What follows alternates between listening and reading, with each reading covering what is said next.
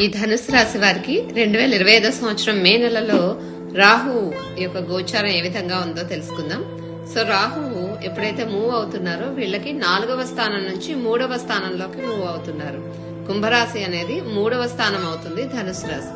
రాహు 4వ స్థానం నుంచి 3వ స్థానంలోకి మారడం అనేది కుటుంబంలో శాంతి ఆనందం నెలకొంటాయి. ఇంతకు ముందు కుటుంబంలో ఉన్న అభిప్రాయ భేదాలు ఏవైతే ఉన్నాయో అవన్నీ తొలగిపోతాయి.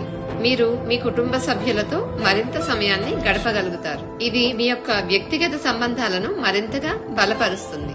రాహు 3వ ఇంట్లోకి మారడం వల్ల మీ ధైర్యం సాహసం ఇటువంటివన్నీ బలపడతాయి. మీ కమ్యూనికేషన్ కూడా బలపడుతుంది. ఆర్థికంగా కూడా ఈ యొక్క రాహు యొక్క మార్పు ఆదాయం పెరుగుదలకు తోడ్పడుతుంది. ఆరోగ్యకరమైన జీవన శైలి పాటిస్తే ఆరోగ్యం కూడా మీ సొంతం అవుతుంది. రాహు 3వ ఇంట్లోకి రావడం వల్ల మీరు కొత్త విషయాలు నేర్చుకోవడానికి ఆసక్తిని చూపిస్తారు. మొత్తం మీద 2025లో మే నెలలో రాహు మార్పు అనేది ధనుసు రాశి వారికి మంచి అవకాశాలను ఇస్తూ ఉంది. అలాగే మంచి రిజల్ట్సే పాజిటివ్ రిజల్ట్సే ఎక్కువగా ఇస్తూ ఉంది. కాబట్టి ఈ యొక్క రాహు రెమెడీ చేసుకుంటే మరింత పాజిటివ్ రిజల్ట్స్ ను పొందగలుగుతారు ఈ ధనుసు రాశి వారు. పెద్ద వీడియో అనేది పంచామృతం ఆస్ట్రోన్యూమరిక్స్ ఛానల్లో ఉంటుంది. రాహు యొక్క గోచార ఫలితాలు అలాగే మిగిలిన గ్రహాల గోచార ఫలితాలు కూడాను ఇవ్వడం జరిగింది.